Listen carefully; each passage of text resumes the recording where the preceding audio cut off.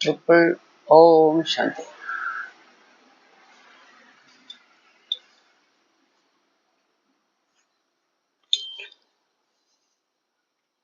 നേരം വെളുത്തു വരുന്നു. നമ്മള്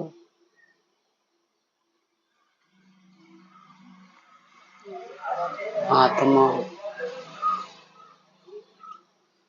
ശരീരത്തിന് വേണ്ട കാര്യങ്ങൾ ഓരോന്നോരോന്ന് ചെയ്ത് തുടങ്ങും. യോഗം ചെയ്യും. പിന്നെ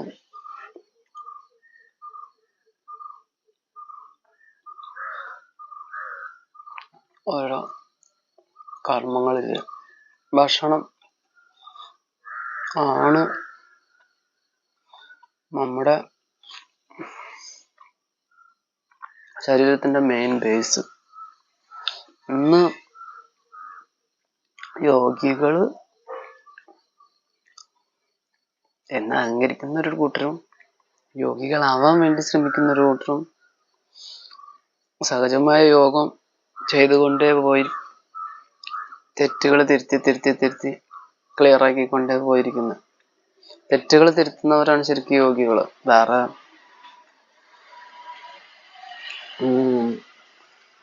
തെറ്റുകൾ തിരുത്തുന്ന മനുഷ്യര്, ഇതാണ് ശരിക്കും യോഗികൾ. തെറ്റുപറ്റാത്ത ആരാളുള്ളത് മനുഷ്യന്മാരില്? എല്ലാവർക്കും തെറ്റുപറ്റും. ദൈവം തമ്പുരാൻ നേരിട്ട് വന്ന് ഒരു മനുഷ്യന്റെ 63 ജന്മത്തില് നിനക്ക് ഇങ്ങനെ തെറ്റ് പറ്റിയിട്ടുണ്ട്, നിന്റെ കൂടെ ഓരോരോ തെറ്റുകളും ഇങ്ങനെ ക്ലിയർ ആക്കി തരുന്നില്ല. 63 ജന്മം 5000 വർഷത്തെ കഥ, 54 ജന്മത്തെ കഥ. അതിൽ 63 ജന്മം വികാരത്തിന്റെ, ബാക്കി 21 ജന്മം 20 ജന്മം ദേവതാ പദവിയുടെ, അതിലൊരു ജന്മം ഈ ബ്രാഹ്മണ ജന്മത്തിന്റെ. ബ്രാഹ്മണൻ തന്നെ സർവ 63 ജന്മത്തിലുള്ള എല്ലാ സംസ്കാരം ഉണ്ടാവുകയും ചെയ്യും. എന്നാൽ ഇവിടുന്ന് നമ്മൾ ചേഞ്ച് ചെയ്യാൻ നോക്കുമ്പോൾ എല്ലാം പുറത്തേക്ക് വരും.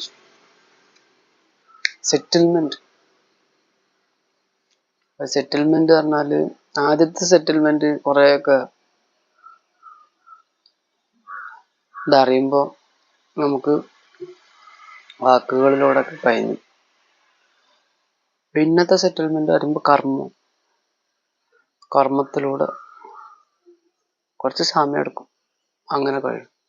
ഇതൊക്കെ കഴിഞ്ഞിട്ട് പിന്നത്തെ ഒരു വലിയൊരു സെറ്റിൽമെന്റ് ആണ് നമ്മൾ ഈ ശരീരം. നമ്മൾ വിചാരിക്കും ശരീരമൊന്നും വലിയ പ്രശ്നമില്ല, ആത്മാവല്ലേ, വളരെ സിമ്പിളായിട്ട് പോവാം.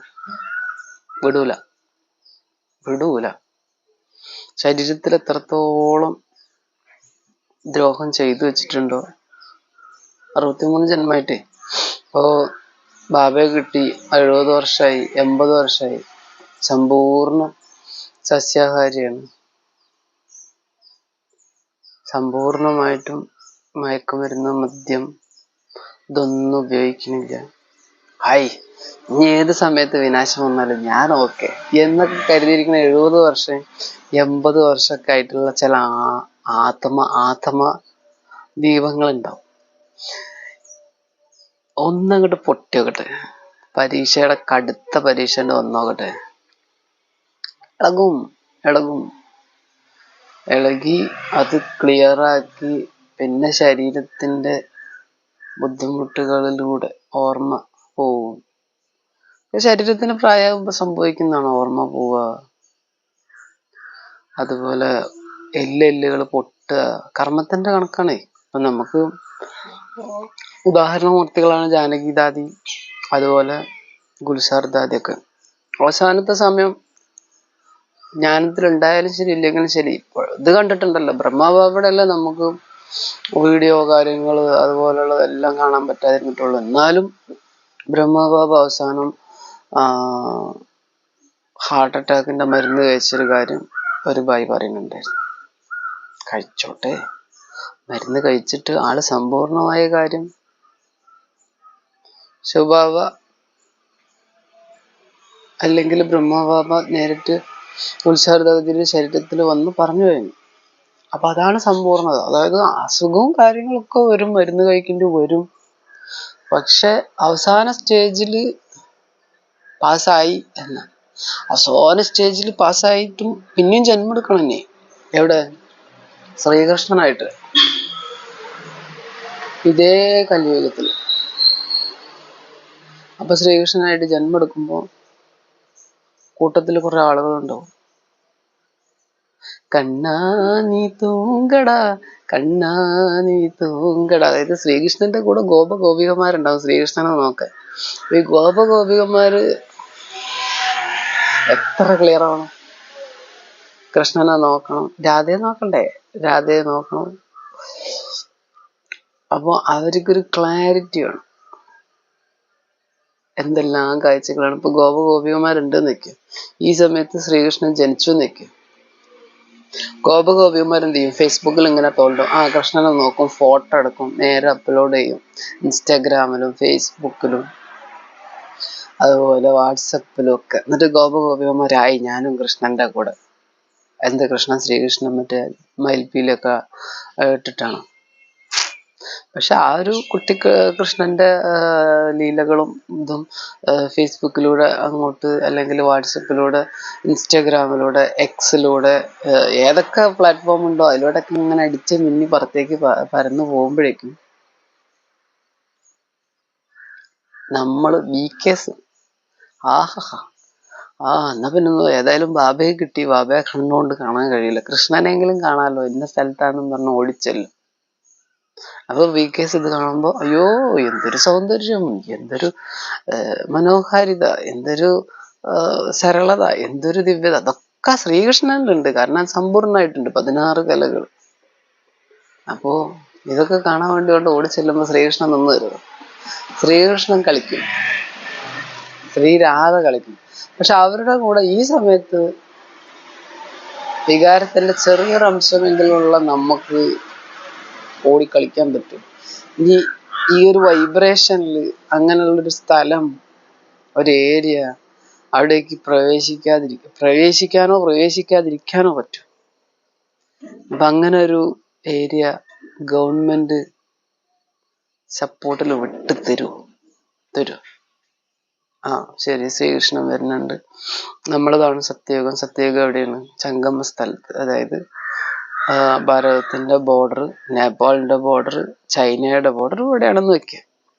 ഒരു ഏരിയ, അവിടെ നിന്ന് 1 ഏക്കർ അല്ലെങ്കിൽ 100 ഏക്കർ നമുക്ക് വിട്ടുതരും.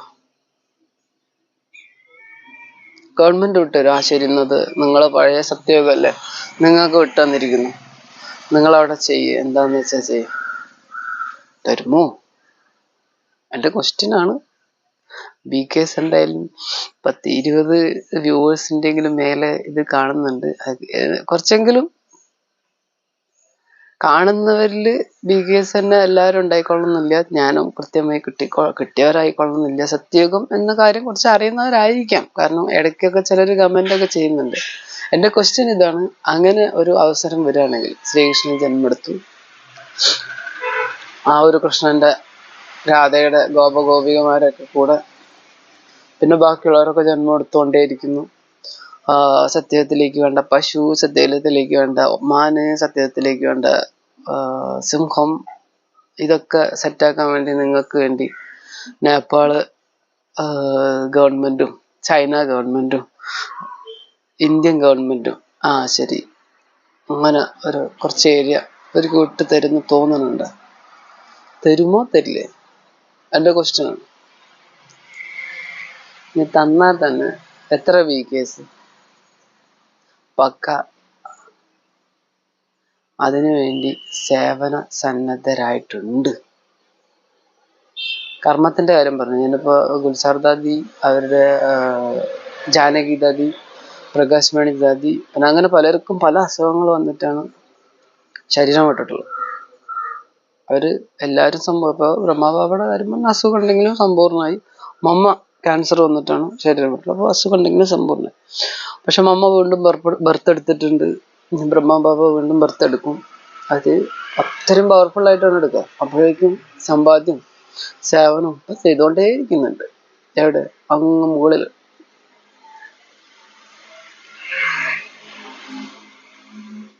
ഞാനും ഈ കാര്യങ്ങളൊക്കെ അറിഞ്ഞ് സേവനം കാര്യങ്ങളൊക്കെ ചെയ്തുകൊണ്ട്, ഇപ്പൊ ഞാൻ ശരീരം ഉപേക്ഷിച്ച് കഴിഞ്ഞാൽ പിന്നെ എനിക്ക് സേവനം ചെയ്യാൻ, അതായത് ഈ മനുഷ്യരുടെ ഇടയിൽ സേവനം ചെയ്യാൻ വലിയൊരിതില്ല. അപ്പൊ ഞാനിപ്പോ ജീവിച്ചിരിക്കുന്നുണ്ട്. അപ്പൊ എന്റെ പാർട്ട് ഉണ്ട്. 1 വരണ്ട, 2 വരണ്ട, 3 വരണ്ട, 4 വരണ്ട, 8 വരണ്ട, 108 വരണ്ട, 16,708 വരണ്ട, 9,00,000 വരണ്ട, 33 കോടിയിൽ അവസാനത്തിലാണ് എന്റെ പാർട്ട് എന്നൊക്കെ. അവസാനത്തിലാണ് എന്റെ പാർട്ട്. 33 കോടി അവസാനത്തിലാണ് എന്റെ പാർട്ട്. ശരീരം വിട്ടാൽ എനിക്കൊന്നും ചെയ്യാൻ പറ്റില്ല. ശരീരം വിടുന്നതിന്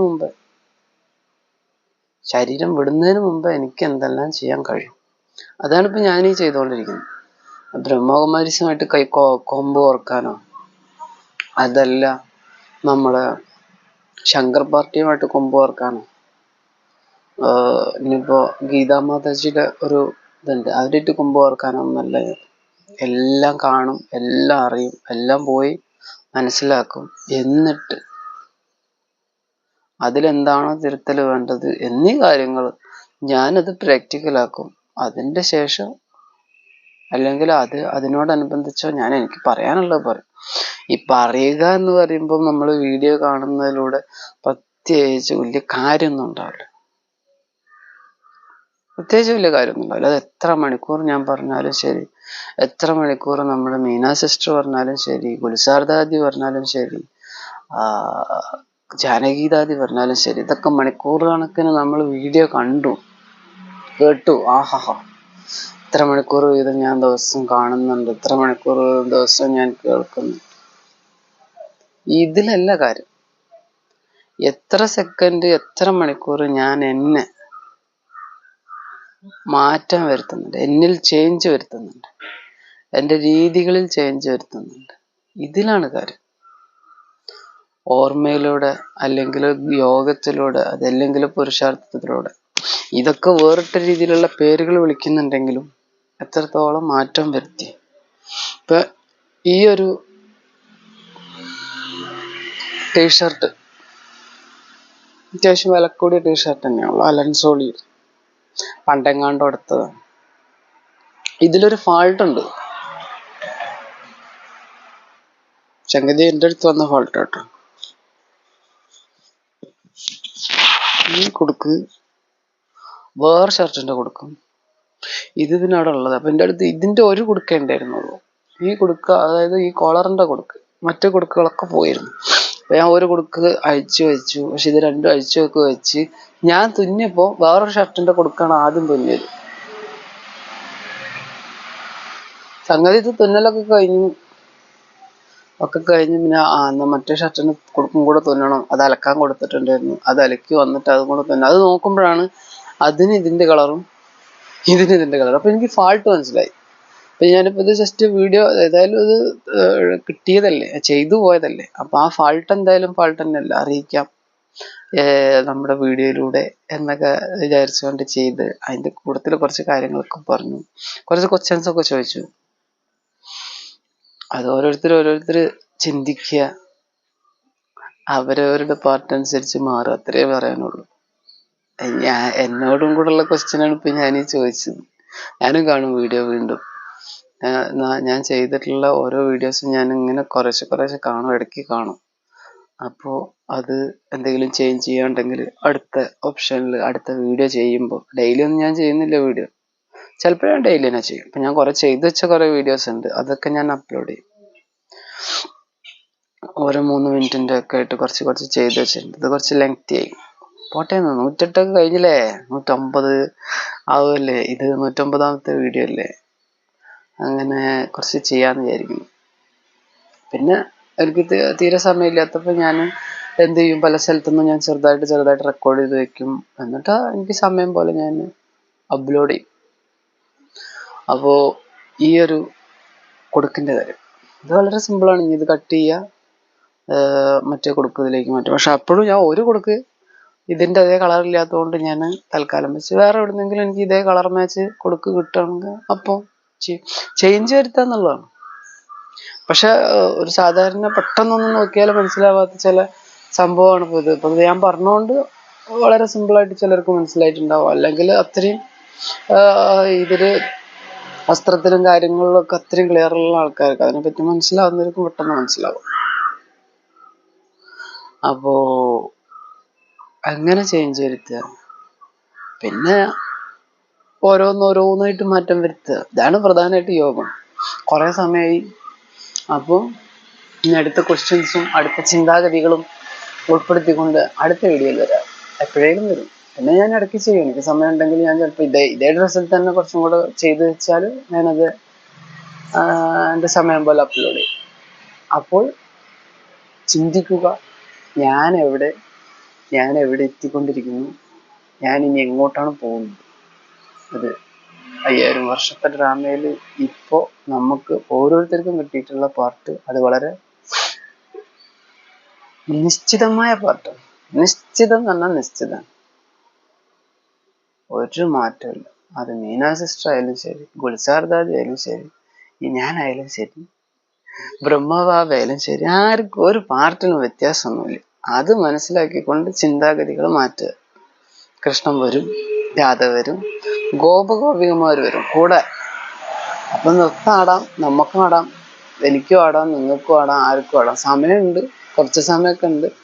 എന്നാൽ നമ്മുടെ ചുറ്റിലും നോക്കണം, ഞാൻ എവിടെത്തി, എൻ്റെ അടുത്ത സെക്കൻഡ് എന്താണ്, അടുത്ത സെക്കൻഡ് ശരീരം വിടുമ്പോൾ ബാബയെ ഓർമ്മിക്കാൻ കഴിയുന്നുണ്ടോ, പരമാത്മാവിനെ ഓർമ്മിക്കാൻ കഴിയുന്നുണ്ട്. അടുത്ത സെക്കൻഡിൽ തന്നെ ശരീരം വിടണം എന്തത്ര നിർബന്ധം? സമ്പൂർണ്ണമായിട്ട് ശരീരം വിട്ടാൽ പോലെ, സർവ ഖജനാക്കളാലും സമ്പന്നമായിട്ട് ശരീരം വിട്ടാൽ പോലെ. അപ്പൊ എനിക്ക് എൻ്റെ ആയുസ് നീട്ടാൻ കഴിയുമോ,